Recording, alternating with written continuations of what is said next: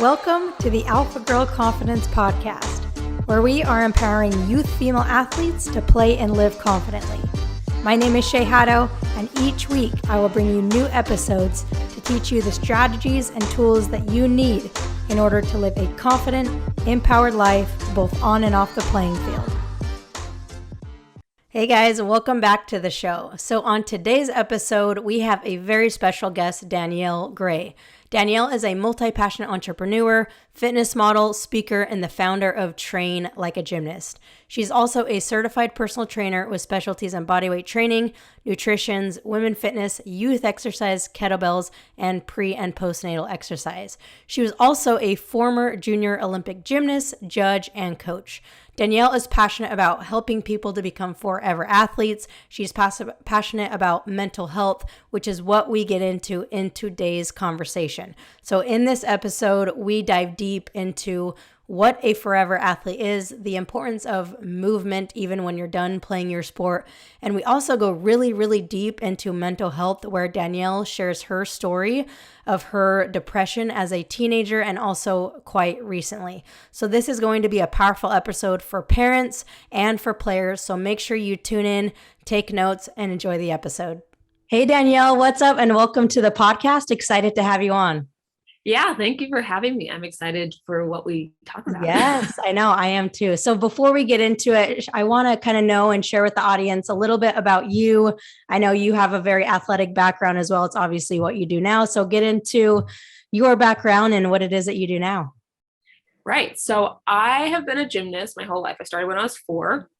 I only competed until I was about 15, but I realized that I missed it so much after I stopped. Like, I was in the wrong environment. I didn't have the right coaches. My teammates were not the nicest.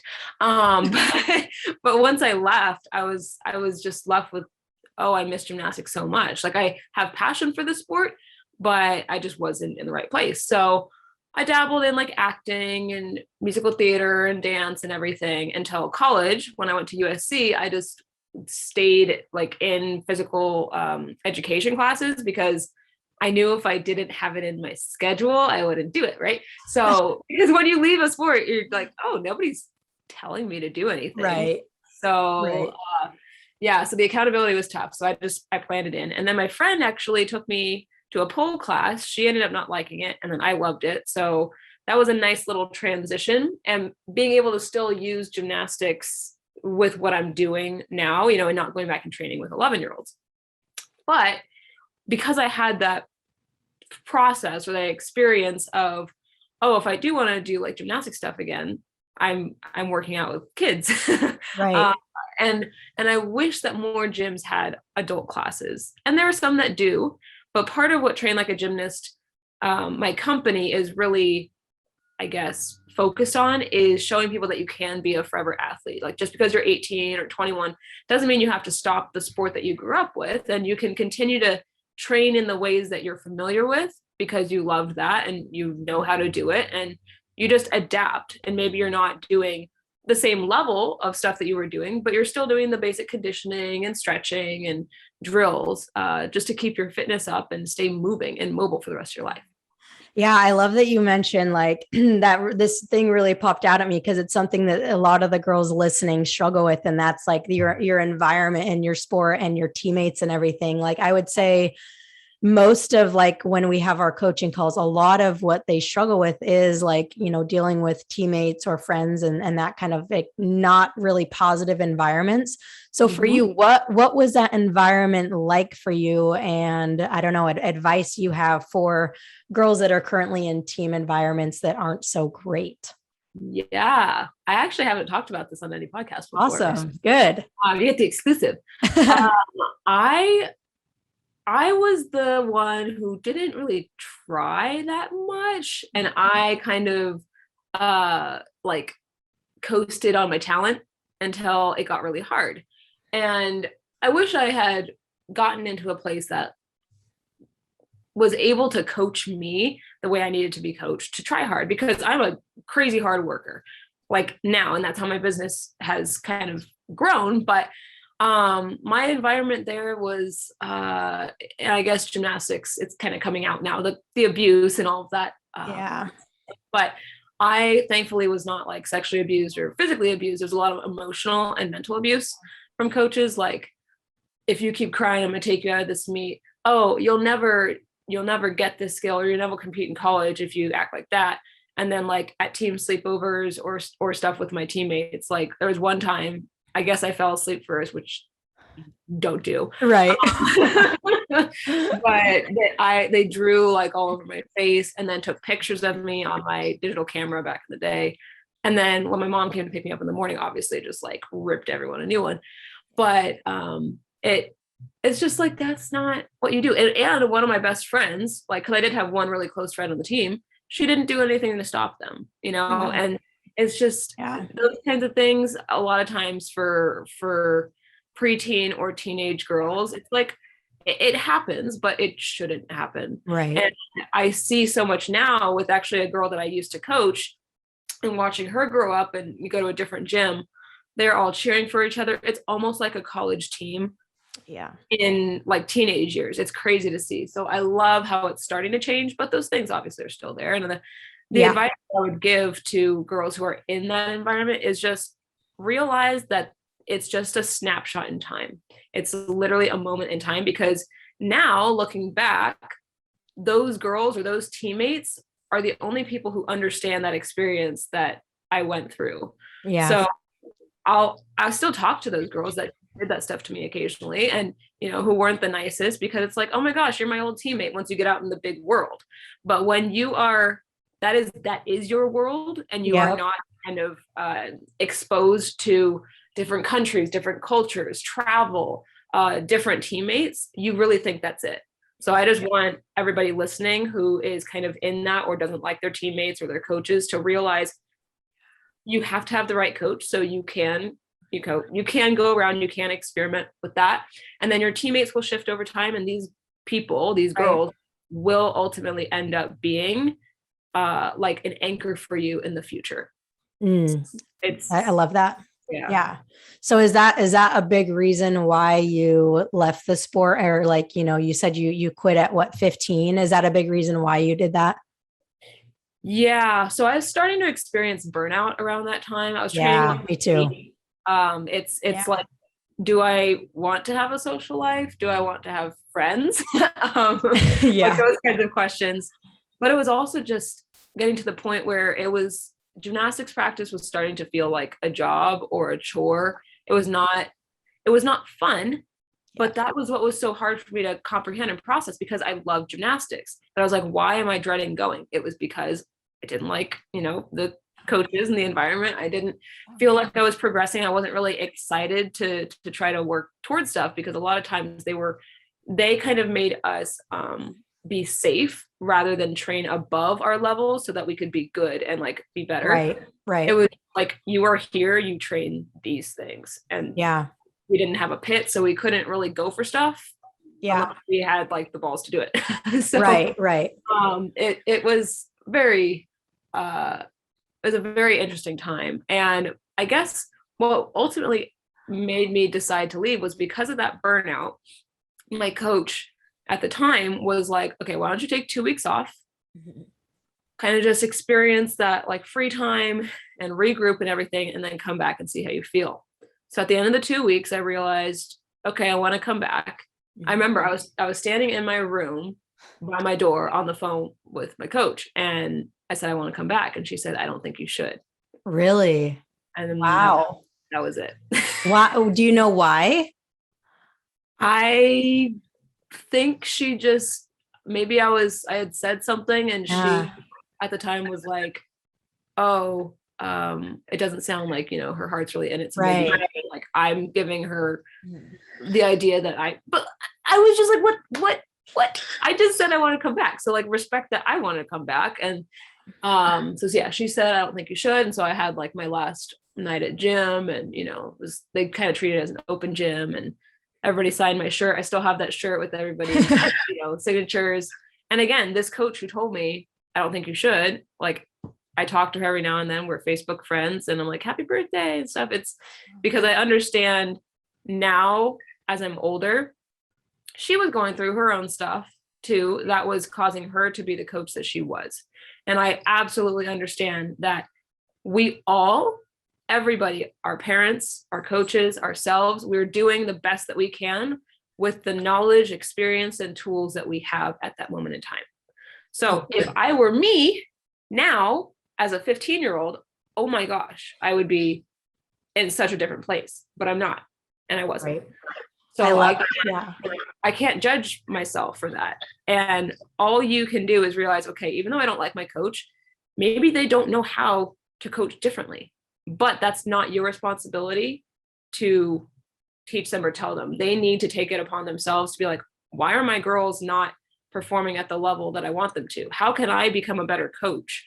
And this translates into if you go into a career someday, if you ever end up managing people and people aren't doing well, and you're like, why is my team not performing? Why are we not making more money or whatever? You have to realize, what am I not telling them? How am I not explaining it properly? How can I be better? So it's really hard when you're younger to understand that, but I hope it's kind of clicking with some people as you're hearing this, and just understand that all you can do is, all right, maybe how can I respond differently to my coach? How can I react differently? How can I understand what they're meaning when they say this, right? If someone says, you're not going to get there if you act that way, what they're saying is, I know you can be better. I believe in you.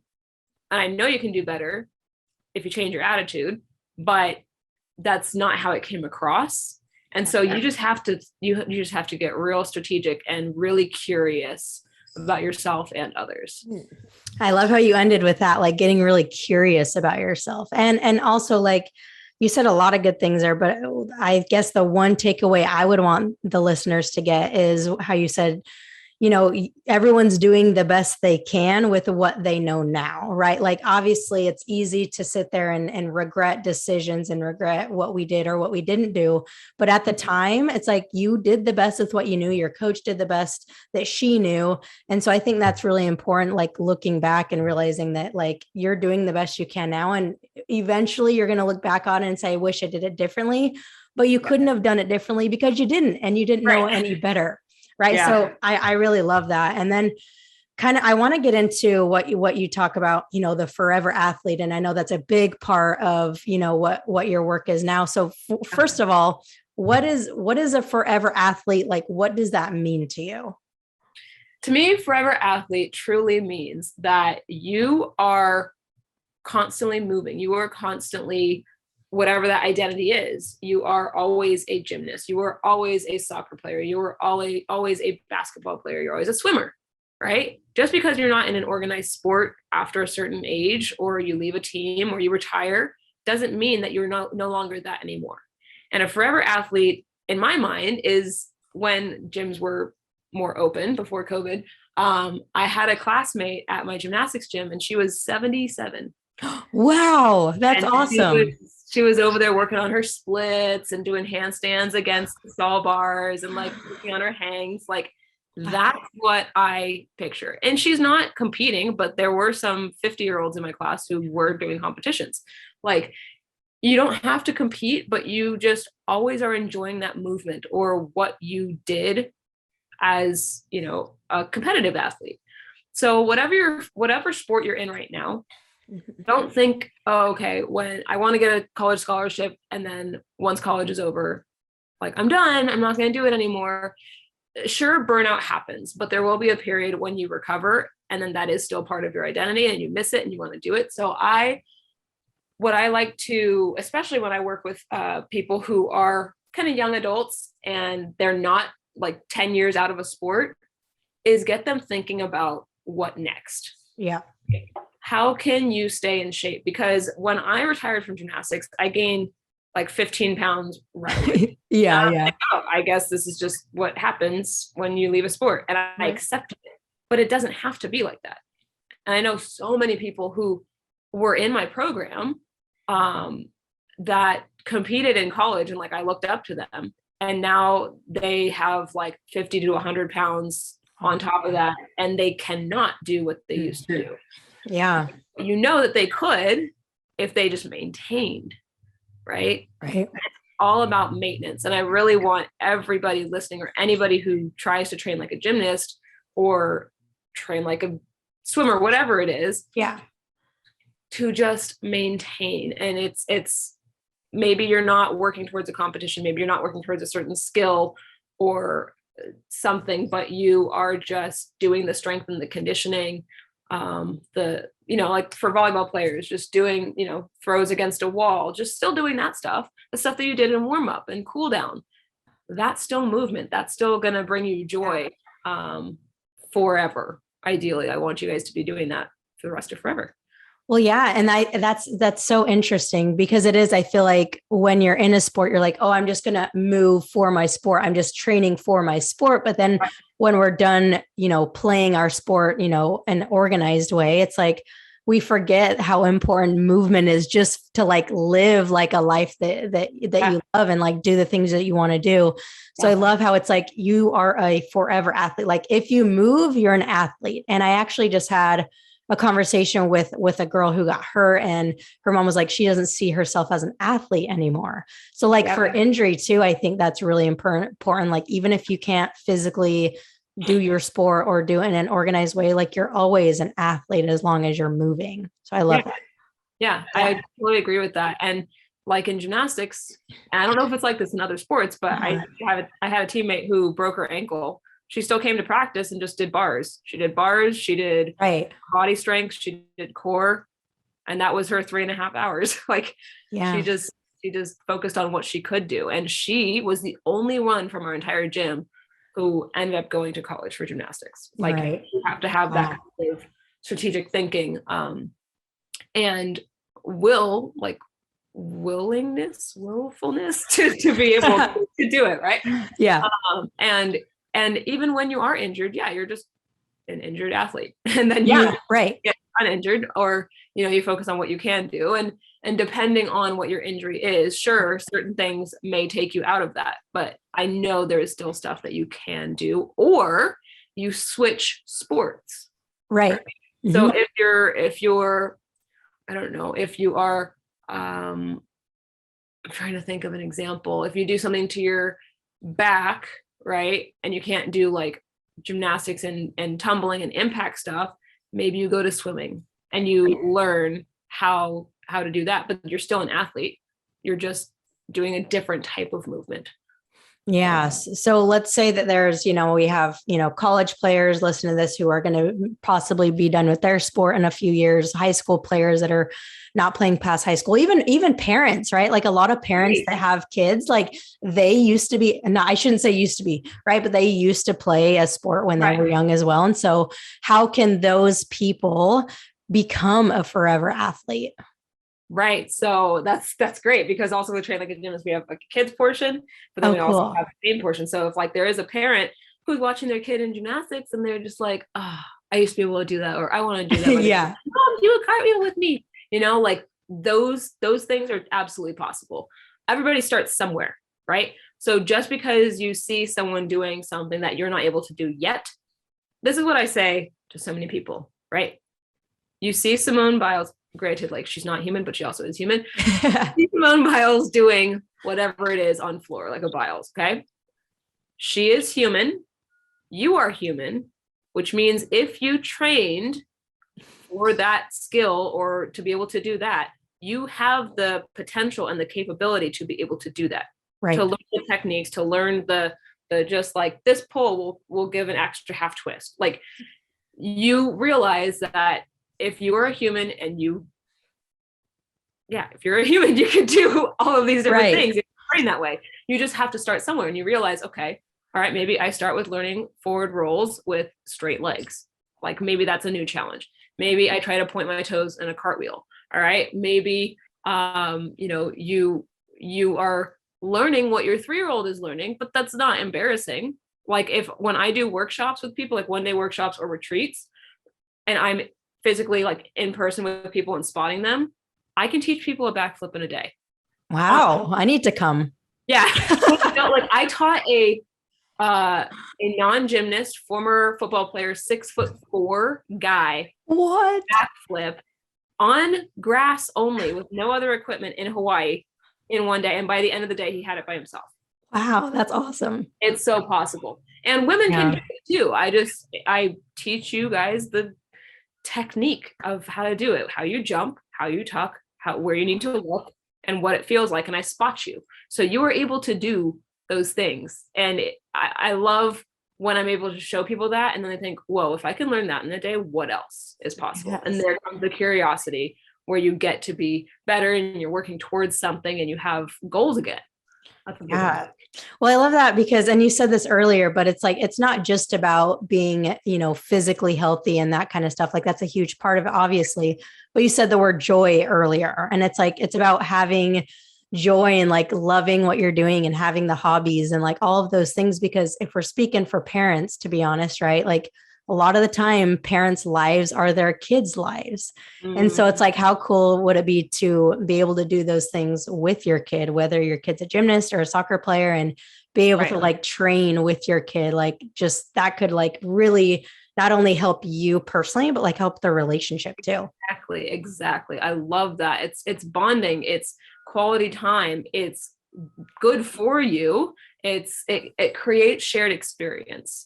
And a lot of times that's a big disconnect with relationships in general, whether it's a romantic relationship, whether it's a parent-child relationship, it's the shared experiences. So if you both experience the joy of getting something new for the first time, oh my gosh, that excitement, because you both know how it feels. So that is huge. And I highly recommend it. So don't feel like, oh, honey, like I don't have the energy, or I'm too tired, or I can't do that anymore. Don't accept that. Have your kid like kind of try to teach you stuff. Obviously don't let them spot you, but maybe like, hey, all right, tomorrow you're going to teach me a forward roll. Okay. Yeah. And that will make them super, super excited. And then they can kind of get experience leading as well. There's leadership, there's you bonding. And it's just so great. Like don't turn that down. Yeah. And I love too, like you were talking about, everyone starts somewhere. And I think so often, especially as adults, we're like, if I can't do it perfectly, if I can't do it all, if I can't do the big thing, and then I'm not going to do it. Like, I'm not going to humiliate myself by, learning a cartwheel. Like I can't do a cartwheel, like how many people can't do a cartwheel. But I think as humans and as adults, we think that we have to like be at the top before we even start to crawl. And so I think that's really important when it comes to like being a forever athlete, is being willing to like look stupid and start small to like build that up. Right. And if a child was learning to walk and they kept falling down, would you laugh at that child and be like, you're never going to be able to walk? Exactly. Right. Like, it sounds stupid because it is. It's just because I think a lot of us are afraid to be beginners. Oh, absolutely. We don't like the word beginner. We don't like being, newbies and rookies and all of that, because it just has a stigma attached to it. And it shouldn't, because that prevents people from starting stuff. Absolutely. Yeah. Not even just sports, but like anything in life. Yeah. Anything. And like when you get a new job and you have a learning curve and then you're embarrassed to ask your supervisor a question because you're like, I should know this. It's like, no, you're just starting. So of course, and that's why you need to find coaches who have the patience and that same understanding of like, you are starting out. I literally just posted before this interview. I do try it Tuesdays, like little challenges and combos and stuff on Instagram. And my friend, she's Canadian, Taylor, and she just hit 700,000 followers, and she has amazing like calisthenics and mobility stuff. And she posted a combo, and I was like, okay, I got this. I'll do this someday. And then I did it last week, and I was like, what in the world? Why is it so hard? It shouldn't be this hard. It took me, I was just like trying to film like a quick little video, but I'm like, this is tough. And I'm like, I should be able to do this. So I kept all of those attempts in that video instead of just showing the one that I got, because I'm trying to show the process. The process is frustrating, but it's fun. It gives you something to kind of work towards. You kind of end up in flow where time doesn't exist, and your talent is kind of at the same level of like the challenge, right? So you're focused, but you're not really experiencing too much emotion. Yep. I hear you. Get in flow, right? You're not like so frustrated that you're just like, oh my gosh, I give up. But it's not so easy that you're bored. It's the point where you're so focused on getting something and you can do it, that it keeps you there. And then once you actually get it, you can experience that. And we need to celebrate the wins. Yes. And something that I do here at iFit with teaching live treadmill classes, because I have a lot of beginner intermediate classes, people who are just jogging for the first time since they were a kid, like that kind of level, right? It's those little wins. I give people a finisher where it's like, okay, today you're going to go 0.1 miles per hour faster than you did yesterday. Yeah. It's the incremental baby steps. And we need to celebrate that. People are like, oh my gosh, over time, like a month ago, I couldn't run 5 miles an hour. And now I'm doing 6.5. I can't even believe this. Yeah, because you look at the change over time, you look at the improvement over time. And just like if you go to practice and you're having a bad day, you feel heavy, you're sluggish, you're like, what is happening? I'm so bad now. Or you come back after a 1 week vacation, which sometimes is like, what is gymnastics? You're like, have I ever done this before? Those days happen. You need to accept them. Don't push them away, because all it's going to do is frustrate you more. So just be like, all right, it's one of those days.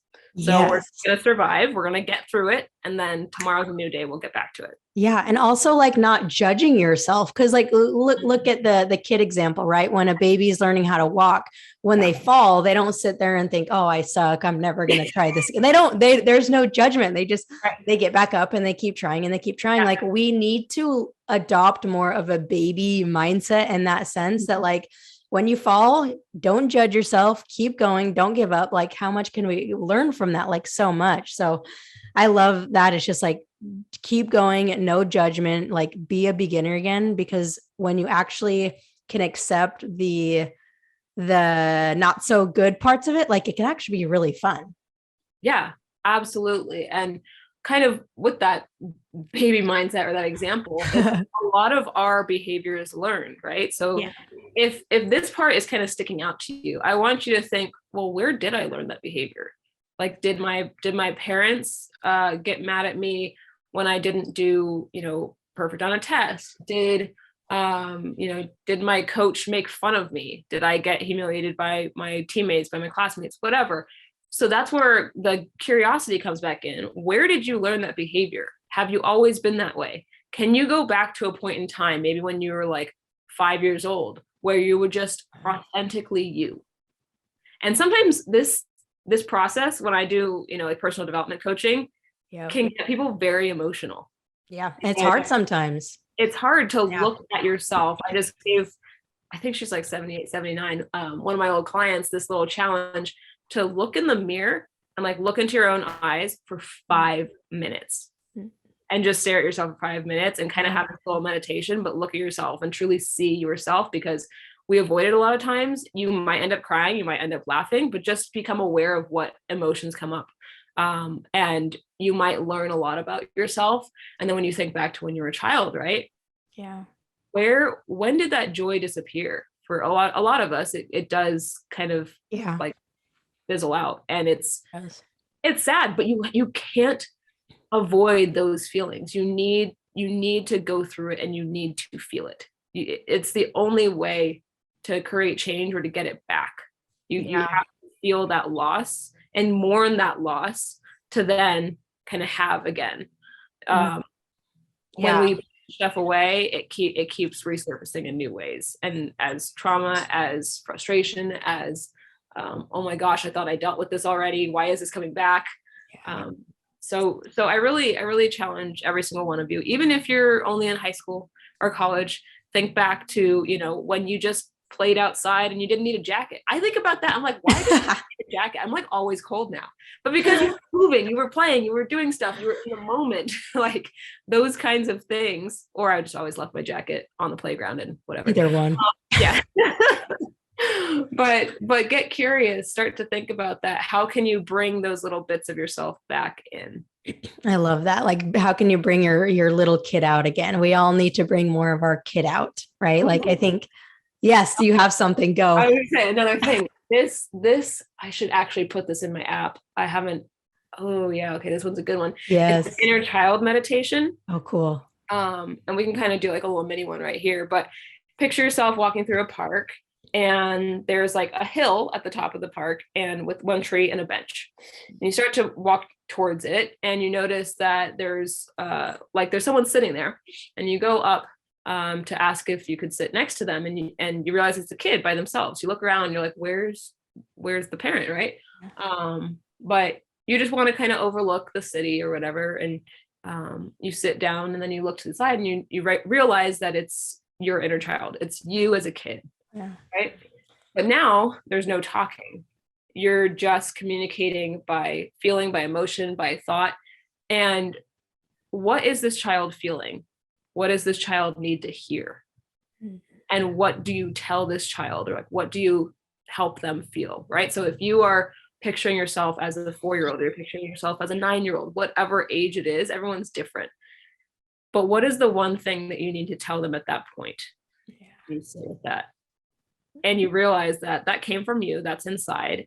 And that inner child is always there. Yeah. You can talk to them whenever you need to. And you can realize when you're reacting certain ways, where you have certain responses, that might be your inner child having a tantrum. So you just go it within, and you almost like to a child would tell them what you need to tell them, just to help them, calm down. Like, it'll be okay.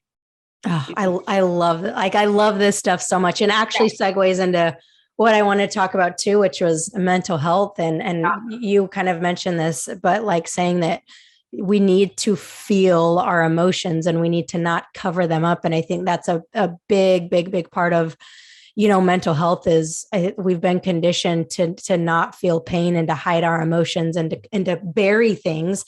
And the more we bury things, the harder life gets, and the more, it sits in there for a long amount of time. Right. And so I want to hear a little bit about your kind of mental health story, if you will. Kind of, I know that I've listened to a little bit of your stuff when you were, in middle school or high school, because I know that there's a lot of people in the world, and especially teenagers listening, that are going through, whether it's anxiety or depression. And I know that just by hearing your story, they can help a lot of those girls. So I would love to kind of hear what your kind of mental health journey has been. Absolutely. So for athletes in particular, for dancers, for cheerleaders, for gymnasts, for anyone who has like a lot of perfectionism in their sport too, it is so much worse. Absolutely. Compared to, certain team sports versus an individual. Like a judgment sport. Yes, exactly. Where it's everything's subjective. Yes. Right. And that makes the mental health component a lot tougher. But I need you all to realize that it is okay to feel these emotions. You are human. And I think athletes in general, or coaches, need to kind of have this dialogue where the athlete isn't afraid to talk to the coach about things that are going on. And the coach needs to have the capacity to understand that all of their athletes are humans and they're not going to be perfect every single day.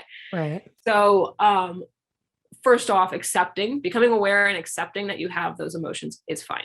Right. In middle school, when I was really going through, like, all my teammates were picking on me, I did something to disappoint my mom and I felt just super alone. That's when I first became suicidal.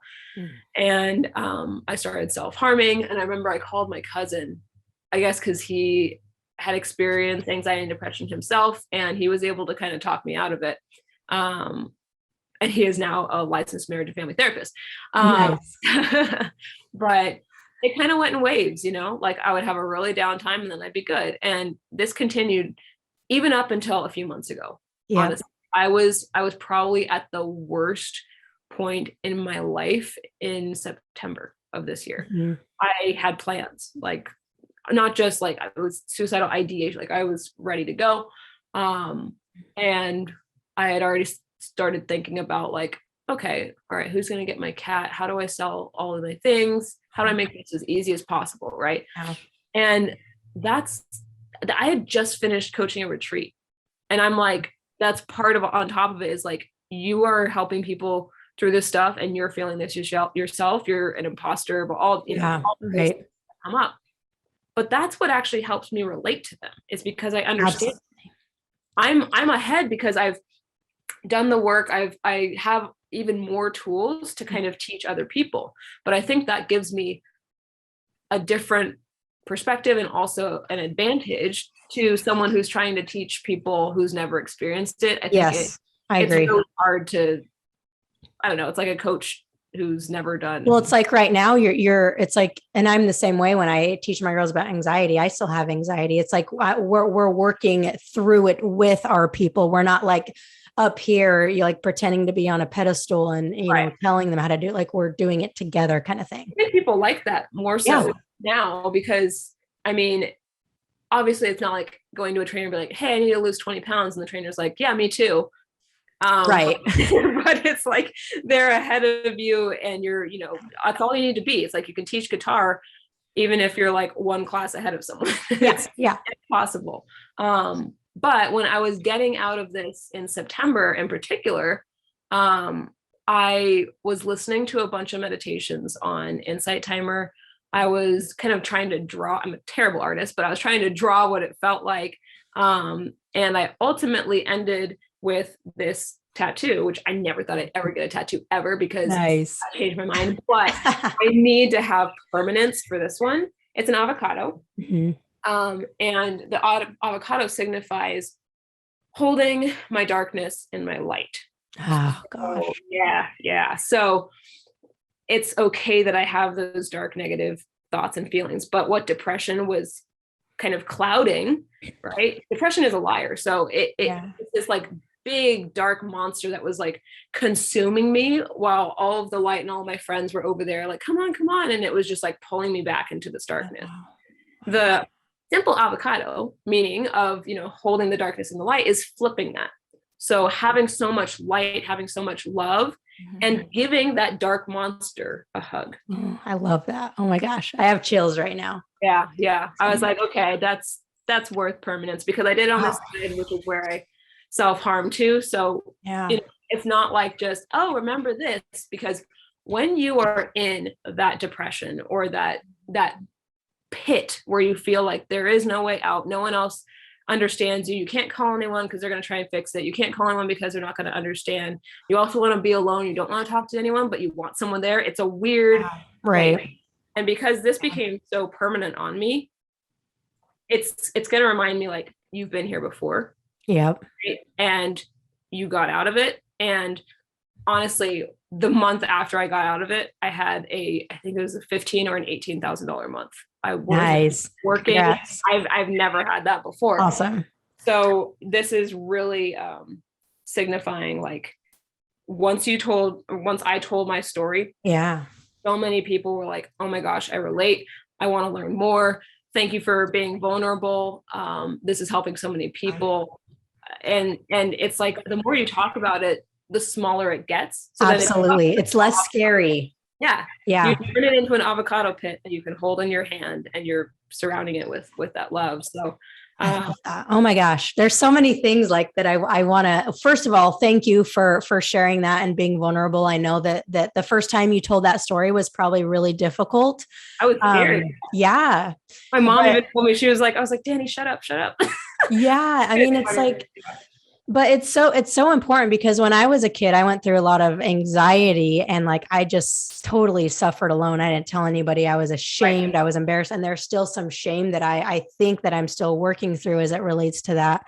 Yeah. So thank you for sharing that. I know that just you sharing it is going to help so many girls realize that they're not alone. And also like just the way that you, like, what I got out of it too, is that we all have darkness inside of us. Yeah. Like we all have that darkness, but it's not about like, you don't, you do. Yeah. We all have the darkness. It's not like we need to get rid of it or battle the darkness. It's like, we need to love that darkness and we need to give that darkness a hug.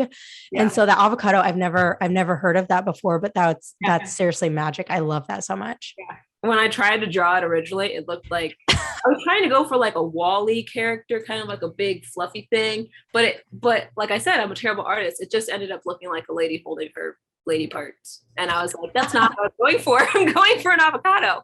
That's hilarious. Yeah. So it worked out. Yeah. So let's say, cause you've obviously been through it as a, let's say 15-year-old, all right. For a 15-year-old that's either, dealing with anxiety or depression or, thinking about suicide or has thought about suicide. Right. What would you tell them? What advice would you give to them? I want to give them something to think about, but not that is their reason to live or like you are doing this for someone else. But I want you to realize that there are people that you don't even know that you've made an impact on. Yeah. And you think because of the circle that you interact with a lot, that, you know, those are the only people who care about you. But it's so not true, because over the weekend, we just had like a little mini high school reunion. It was so weird to see people after 10 years. I was like, I almost fell on the floor with some people. I was like, oh my God, you're you. But then the girl that I co-hosted it with made a memorial table of all the people that had passed away in the past 10 years, right? Yeah. There might have been like 15 on the board, I think, and 4 of those were suicide. Oh, wow. And hearing so many stories of these people, like there were some people that I was like, oh my gosh, them, I forgot about them, or I didn't even realize that they had passed. But then everybody had a story. Yeah. People.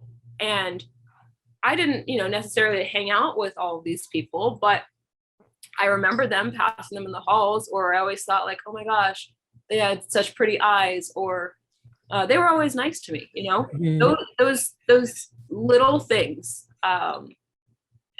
people remember you, and maybe you gave them a pencil in one class, or you gave them a stick of gum, and that like changed their day. But you're over here feeling like I don't matter, the world would be better off without me. It's not. Yeah. It's not. No, I can't. There's literally, I cannot imagine anybody on that board, or anyone who took their life, or even if it was an accident, right?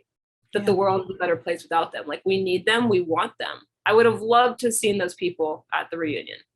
So it's not live your life for someone else, or, you know, your parents are, you know, you're the only reason that your parents are living. Like, don't go down that route, but realize that you're here for a reason. You need to make some kind of impact on the world. You have the potential, just like anybody else, any billionaire, any inventor, whatever. Yep.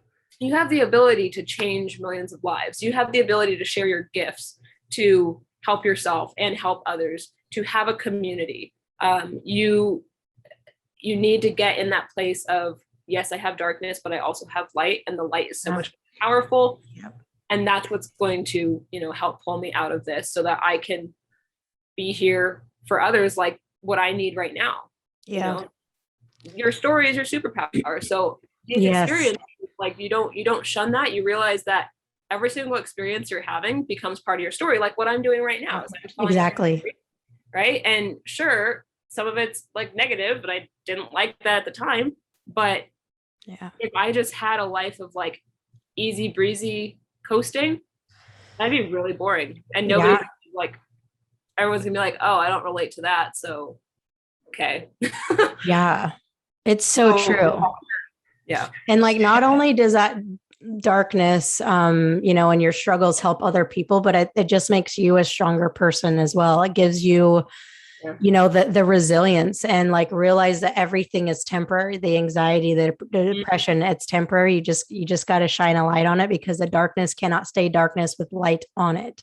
And so that's really powerful. Thank you for sharing that. Absolutely. Thank you. I love that too. Cause you think about that. If there's like a dark shadow on the bed and you shine a flashlight on it, and oh, look, it gets gone. Years. Yeah. It's gone. Like, you can't put darkness on a light. I mean, yeah, you can't. You can't. Yeah. You can just darken it, but it's still a light. It's like, I'm still here. Exactly. Like the light will always trump the darkness. So I like find your light, like shine a light, and also realize that when you do shine a light on those things, on the emotions, it's going to hurt. It's going to be painful. Seeing those things and feeling those things doesn't always feel good, but it needs to be felt in order for you to release it. Right. Exactly. Yeah. If you just keep pushing it down, it's going to come up in a different way that might be more painful. And it'll grow into a big, ugly monster when you're older, and it'll be even harder to deal with. Right. And you might not realize it now, but think about the older people in your life that you know, like maybe parents or grandparents who maybe aren't happy. And you can see like, I don't want to be that. Or you see somebody who's had some kind of illness because of, you know, their life choices, or you know, like there are just so many things where you can learn from others as well, to give you a little bit more motivation. or it's somebody that you're like, oh my gosh, I want to be them when I grow up, Right. You learn from everyone around you, and you take the best parts and you make the best you possible. But that doesn't mean that there's not going to be tough times. And again, like I put the avocado on my wrist because I know there will be another time. Absolutely. I know there will be another dark time where I might go to that habit.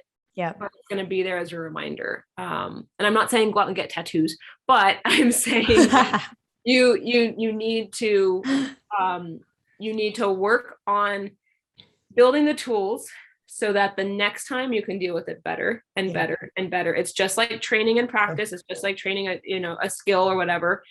You're just going to get better the more you go through it. Yeah. Because if you've never gone through it, like I said, if we never have hard experiences, when hard experiences come, you don't know how to deal with it. Right. And it's scarier too.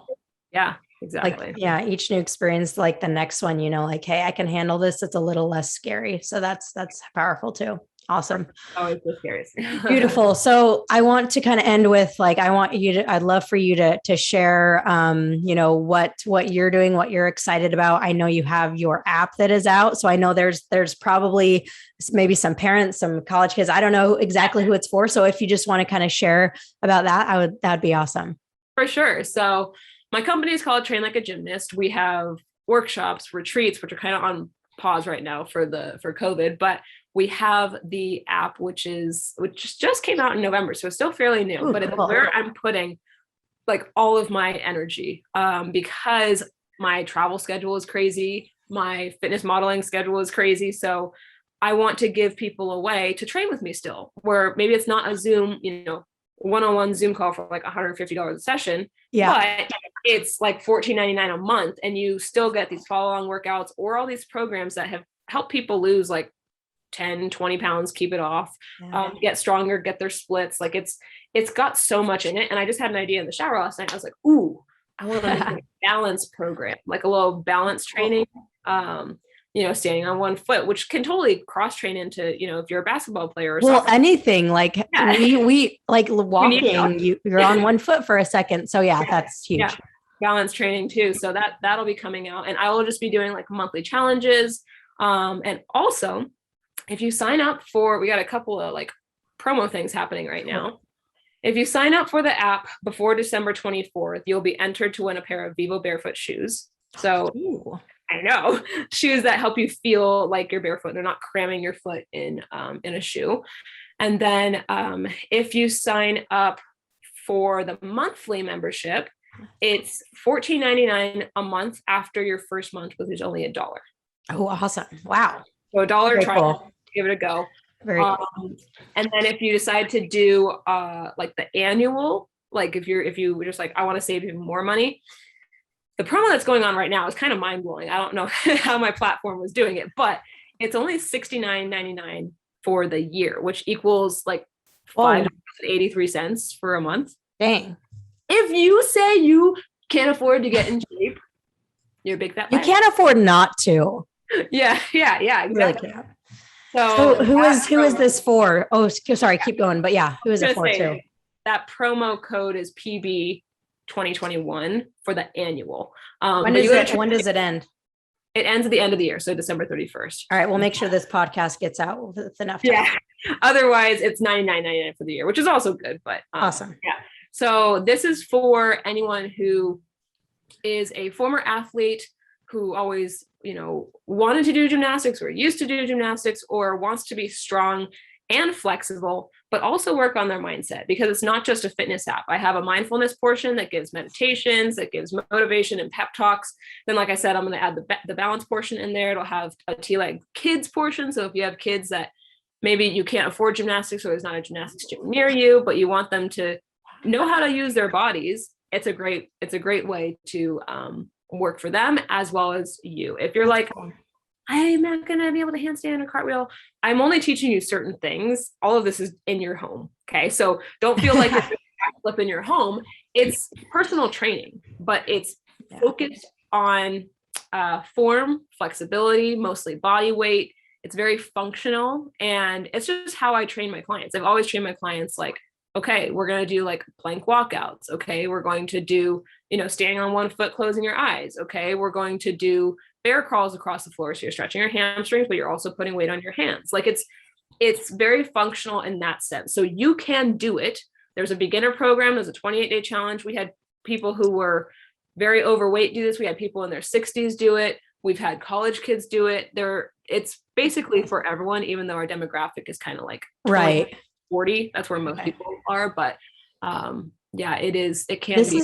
Yeah. I mean, even for like, let's say that someone like me that played soccer their whole life never doesn't know how to do a cartwheel or a forward roll, like they could do it too and learn some of these moves if they wanted. Yeah, absolutely. And then it's a fun new like little party trick, or if you see like a big patch of grass, you're like, oh my gosh, I can tumble now. Or like there are so many ways that this will help you and just help maintenance. Like I said, maintain, because as you get older, if you decide to have kids, if you have an injury and you need to do like, balance training to get it back, all of those things. If you have back pain, like if you remember MySpace, then you should probably be stretching after your workouts now. Like, yeah, totally. So it's just, I love it, obviously, and I'm biased, but it's where I'm going to be putting all of my energy to try and help as many people as possible. That's so cool. So cool. I love it. And where can people connect with you and then, learn more about the app and all that?